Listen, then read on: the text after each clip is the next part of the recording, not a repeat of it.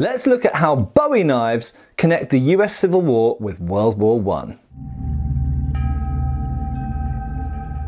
Hi folks, Matt Easton here, Schola Gladiatoria, and here we're going to look at 3 recent acquisitions of mine of types of Bowie or Bowie knife, frankly hunting knife or multi-purpose fighting knife in some cases, from the 19th century. They're all antique examples, and into the 20th century. And we're going to look at how they connect the US Civil War with World War I, which might not be two things that you necessarily think of in the same frame as in terms of weapons and equipment and things like that. As a precursor to this video, if you haven't watched it already, you might want to see my relatively recent videos looking at trench knives and trench daggers, and that particular topic, which very strongly connects to this. And I've also done videos on Anglo-Indian Bowie knives, which you can search for in my videos, which again connect to some of the knives that we're going to see in this video. But briefly before I go on, I want to have a quick word about our sponsors for this video, who are X-Sheets, helping gamers get a good night's sleep. After a long day of gaming, you need rest.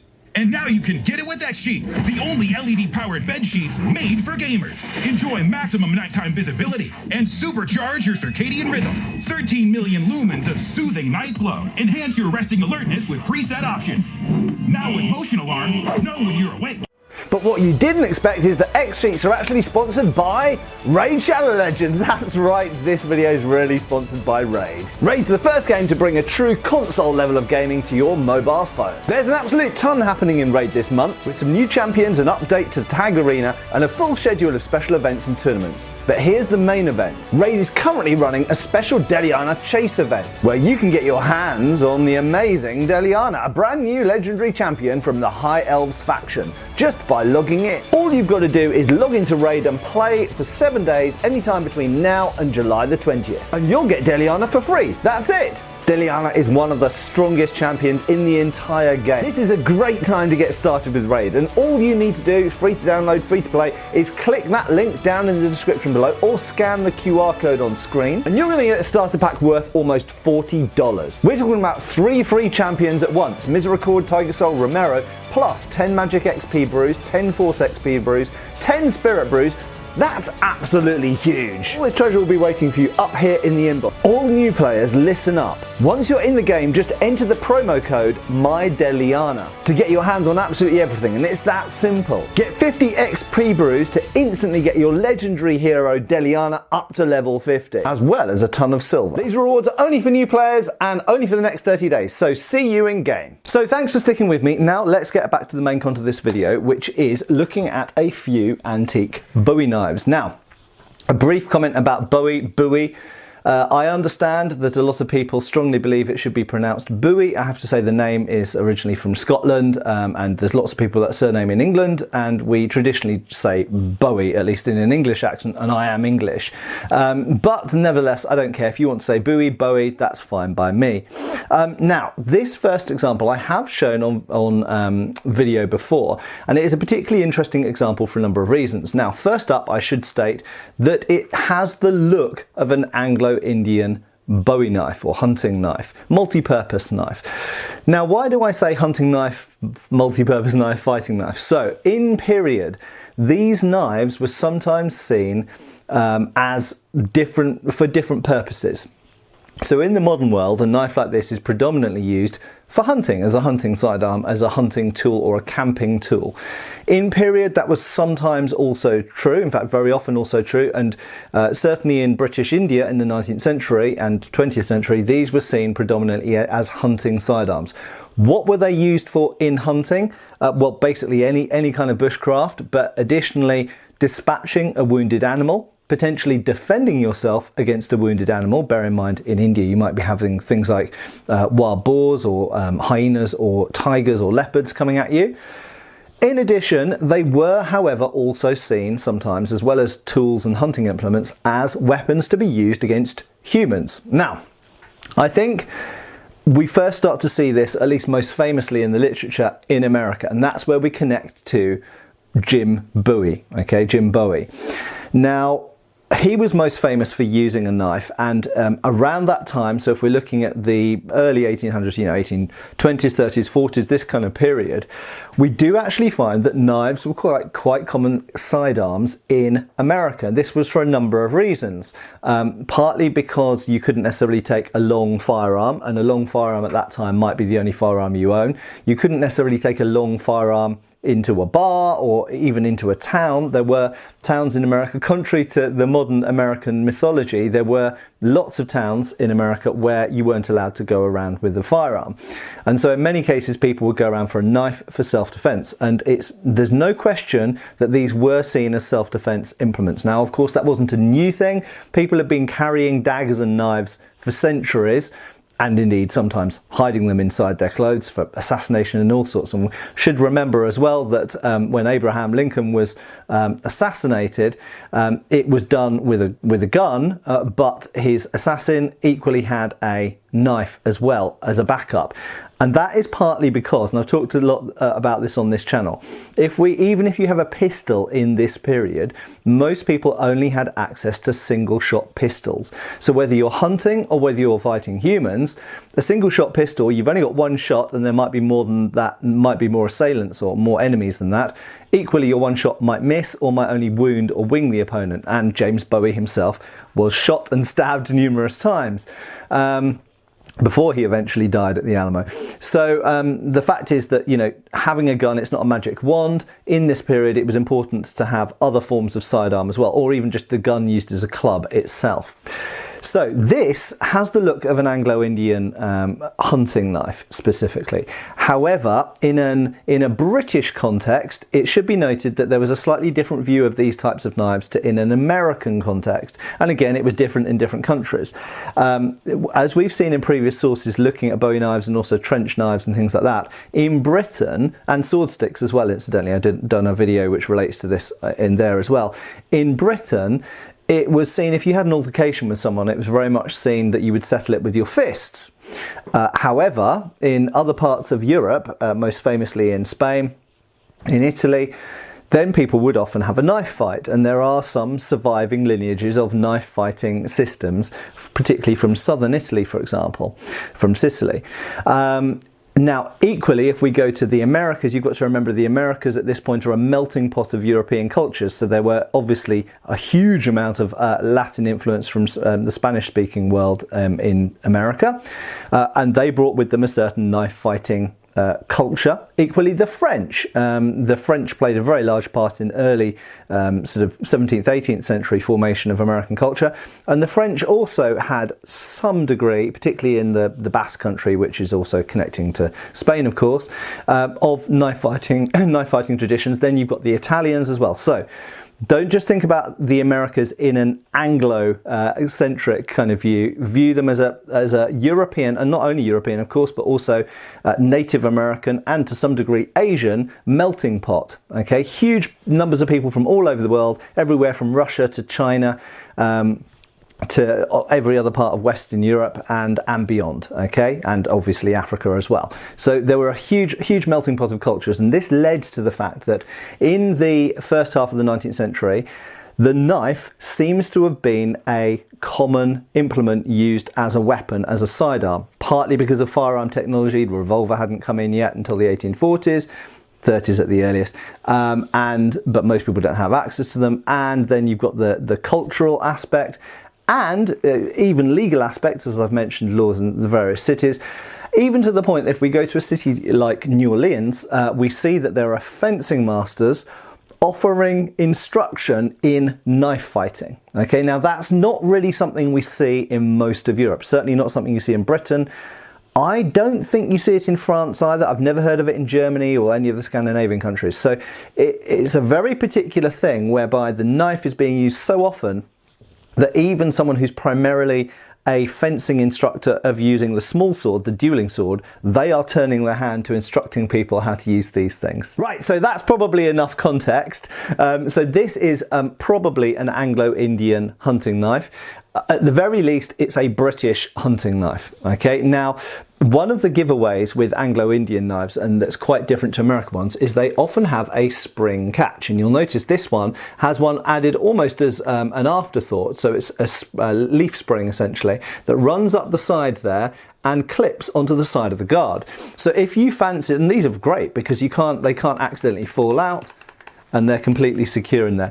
This style of scabbard, you'll notice, is quite like a British field service sword scabbard, so that's another giveaway. It's quite a British style scabbard.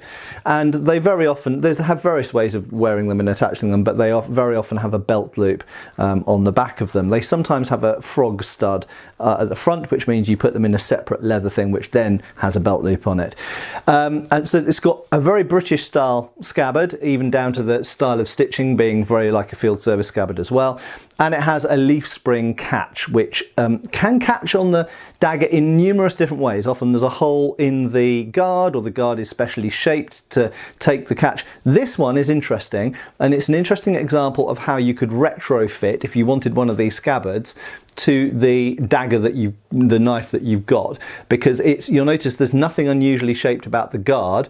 The leaf spring has just been added to the outside, although it's covered with leather, essentially the outside of the structure of the scabbard, and then it clips over the side of the guard. So if you've got any type of knife with a guard, or possibly even one with a certain type of ferrule, you could create this catch. If you think, oh, I want one of those spring catches, you could add that to your scabbard.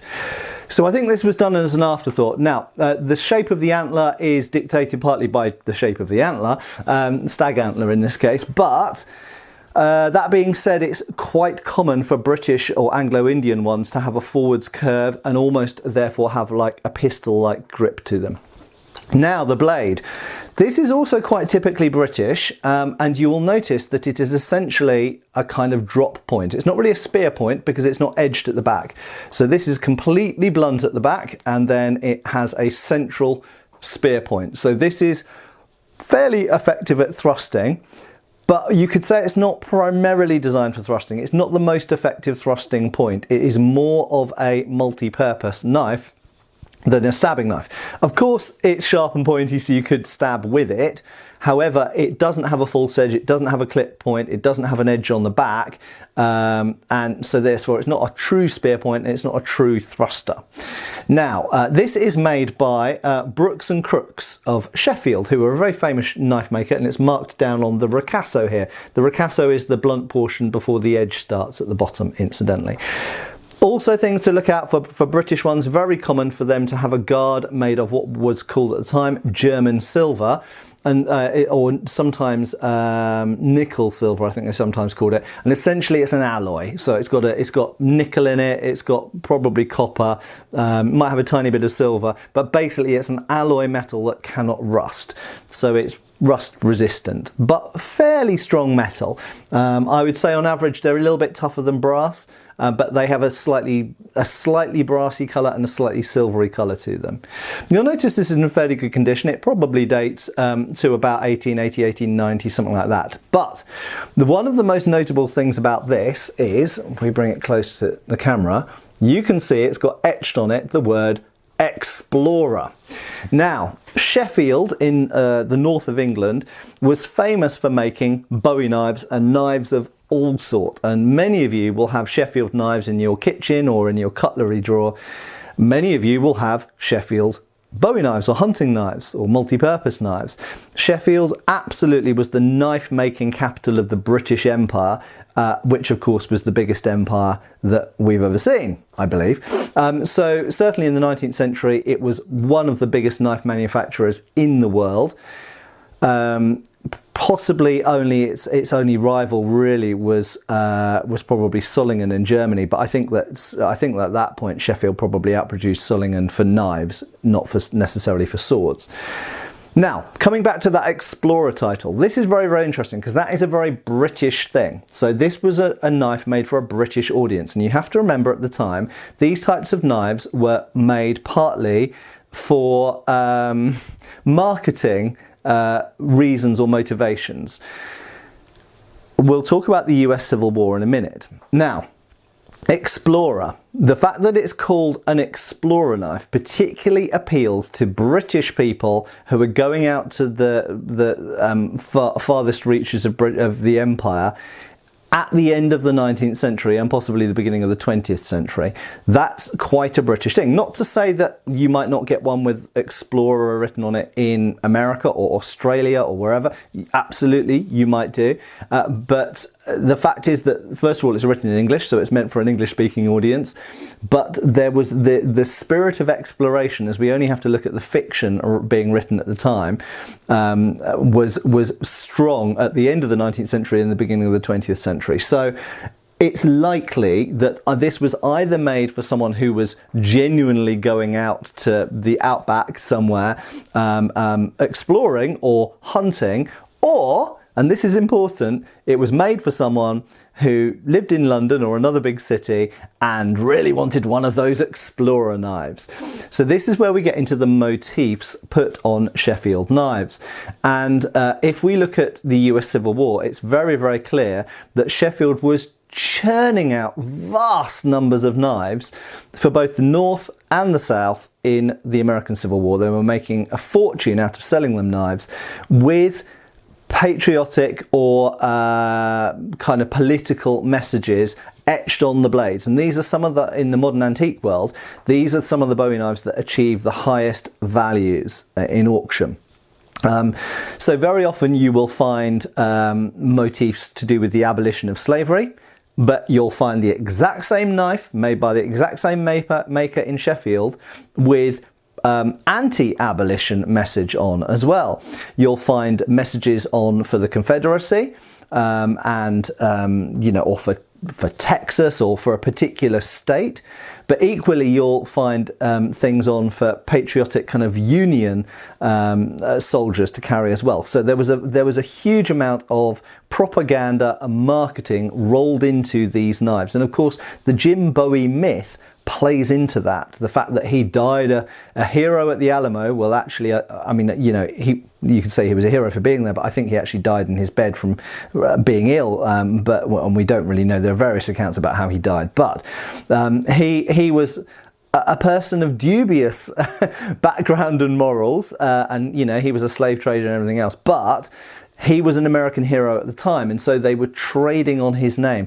Just the same as in the modern world, if we look at the commando dagger, the Fairbairn-Sykes dagger, for example, still people are trading on manufacturing Fairbairn-Sykes daggers on the glamour of the SAS and the SBS and World War II heroics by paratroopers and commandos.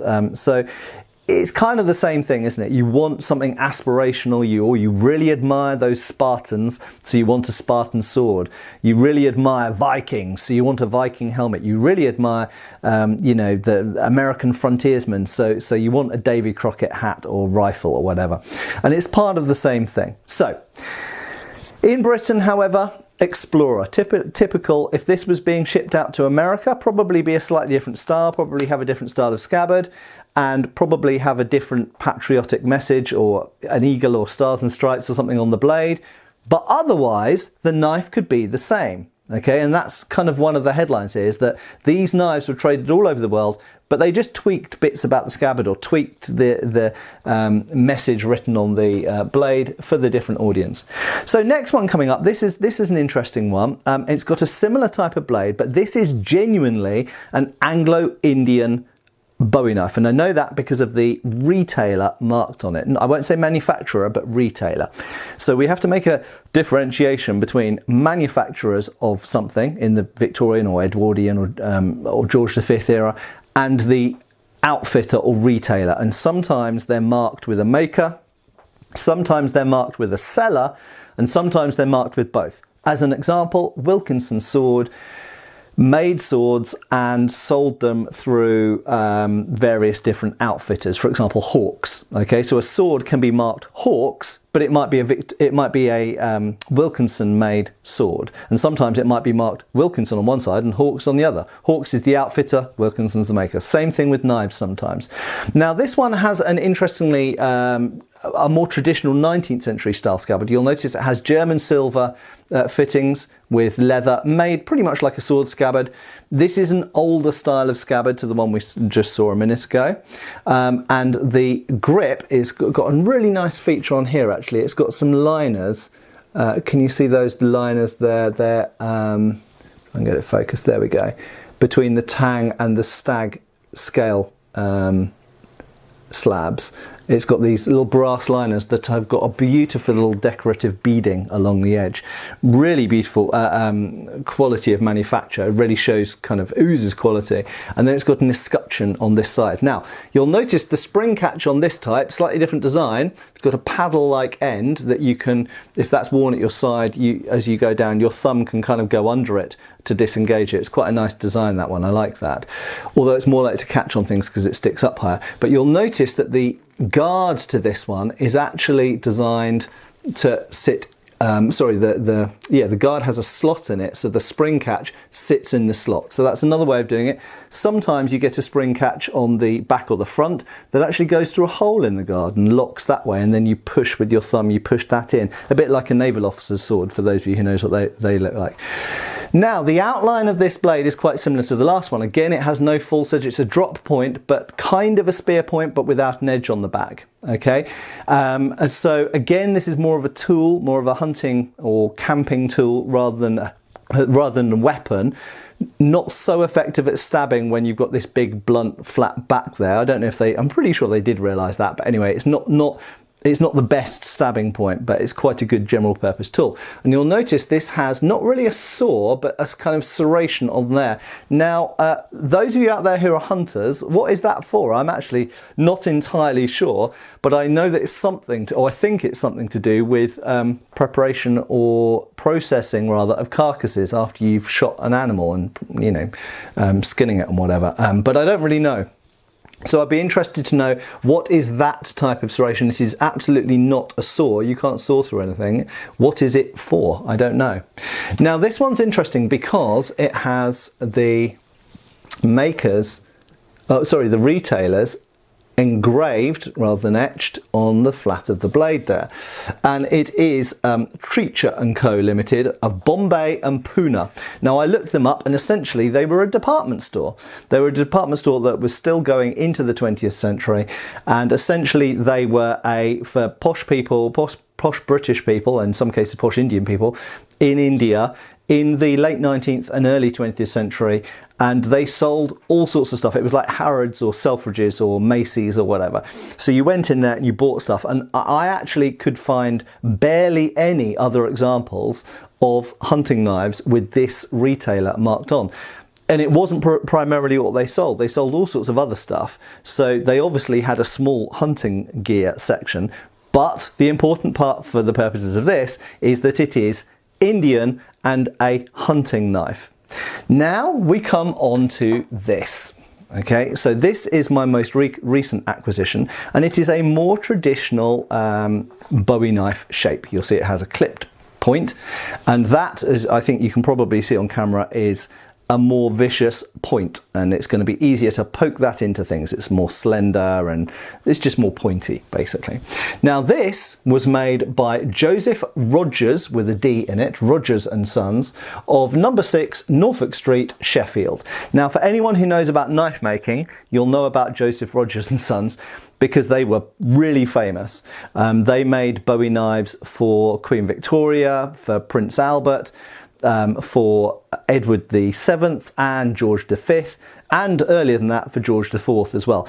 They had been around in Norfolk Street in Sheffield making knives since the 1700s, I think about the middle of the 1700s, middle of the 18th century. So they'd been there for absolutely ages. So the first thing when I get this knife is, I think, well, how do I date this? And I start looking for comparable examples. And you know what? I found quite a lot. Now, what was really interesting, now I just briefly mentioned the scabbard. There's nothing, that's a pretty traditional 19th century style Bowie knife scabbard. And apart from the fact that it's got German silver fittings, there's not an awful lot interesting, and a belt loop, not an awful lot interesting to say about it. It's essentially just leather with metal fittings top and bottom, fairly typical. Now, this knife, I found dozens of examples which look exactly like this. What were the differences? And all made by the same company with the same markings, the double, try and get there you go, the double cross on one side, the maker's name and address down there. Exactly the same style of German silver guard with the little balls at the end. Exactly the same style of antler slab grips. Full width tang with 5 rivets. Joseph Rodgers was making loads of these knives, but they all varied in a couple of ways. And this is where, to me anyway, it gets interesting. Firstly, they vary in size. The biggest one I found was 11.5-inch blade. This is 8-inch blade. I found smaller ones, 6-inch blades. So this is kind of in the middle of the ones I found. So he was making essentially this exact same knife in a variety of sizes. So when does it date to? Well, this is the interesting thing. It dates to, this style of knife dates to anywhere between about 1850 and about 1920. Now, they literally didn't change the design of knife. You can see where I'm coming up to World War I and trench knives here. So I can date this actually within a few years, because luckily at the base on the ricasso there, you'll see just above his name, just at the top, you'll see the letters GR. Now, most examples I found of this type of knife, exactly the same design as this in varying sizes, had VR on. Now, VR stands for Victoria Regina, okay? Queen Victoria in Latin. Some examples had ER, that stands for her son, Edward VII. And this example has GR, that stands for George Rex, George V. Okay, so Queen Victoria died in 1901, her son became king, Edward VII. He reigned until 1910 when he died, unfortunately, because he'd waited a long time to be king. And in 1910, George V became king, and he was king during World War I. Okay, so despite the fact that this style of knife had been around for decades and decades, they were still being made at the time of World War I. Now, 2 interesting points. At the beginning of this video, I mentioned what connects the American Civil War with World War I. And in a way, it's this very knife here. This exact design of knife by this manufacturer, made in exactly the same factory in Sheffield, had been being made at the time of the American Civil War, which we know because a number of these knives have etching on the blade for the Confederacy and for the Union. They were being made with etched patriotic or political messages on them. I found one with anti-abolitionist messages on it, and they were being sold to Americans in obviously the 1860s, because this is the US Civil War.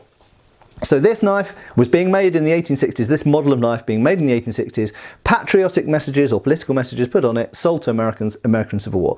Still being made, this example, in George V's reign, and who was it being bought by? Well, theoretically it could have been bought by a Boy Scout, it could have been bought by, well, not Boy Scouts yet, I don't think. Oh yeah, they were around by that point. But it could have been bought by anyone, you know, a hunter, someone who just wanted a knife, someone for self-defense, someone who was going out to India on a business trip, all sorts of big game hunter, whoever.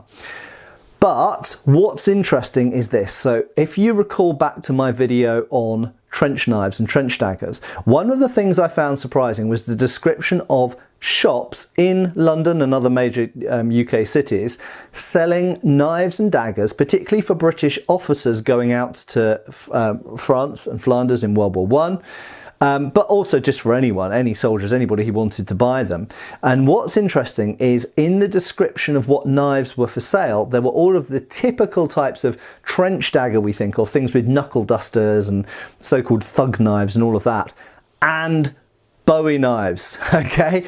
So I think that very often when we're talking about trench daggers and trench knives in World War I, we know the famous types. You know the US Model 1918 knuckle duster trench dagger with a skull cracker spike on it. You know the various types of French and Belgian types of poignard used in the trenches. But what a lot of people don't realise is a lot of these vintage hunting knives were people's trench knives, because we got it in descriptive accounts in newspapers from the time saying that these shops were selling tons of knives for people going out to war. And you know, what was effective in 1860 or 1840 or 1835 was also effective as a knife in 1914 to 1918. And so this is George V of a design from the middle of the Victorian period. And I think there's every chance, although I'll never ever know, there's every chance that this knife was carried in World War I by a soldier. And it's, you know, it's in good condition, but it's clearly been used and carried, and the leather loop that would have gone over the belt is quite worn and this kind of stuff. So I think this has been loved and cherished and used, and may have sat on someone's side. Could have been anywhere, could have been in the trenches, or could have been in the jungles of India or on the savannas of Africa, used as a hunting knife. I will unfortunately never know. But Bowie knives are fascinating, and if you're at all interested in them, I urge you to get some books on 19th century knives, start researching it, because they are an endless source of interesting research and reading. I hope this video has been interesting to you and hopefully even useful to some people. Thanks a lot for watching. I'll see you back on the channel really soon again. If you've got special requests to do with any particular topics, to do with knives or anything else, get posting below. Thanks a lot for watching. Thanks for watching. We've got extra videos on Patreon. Please give our Facebook a like and subscribe if you haven't already. Cheers, folks.